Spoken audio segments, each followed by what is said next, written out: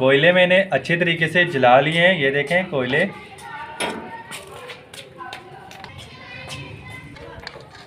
मलाई बोटी को मैंने सीखों के साथ लगा लिया है, ये देखें सीखें मैंने बना ली हैं अच्छे तरीके से, बड़े मज़े की बनती हैं।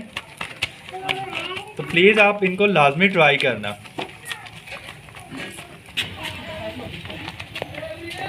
थोड़ा सा बारबेक्यू वाला टच देंगे, थोड़ा थोड़ा सा हल्का हल्का सा ब्रश से या किसी रुई के साथ आप इसमें हल्का हल्का सा ऑयल लगा दें।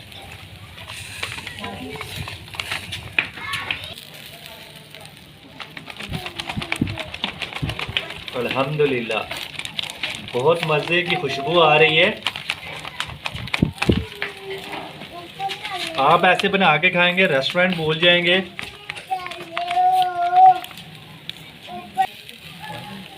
अल्हम्दुलिल्लाह।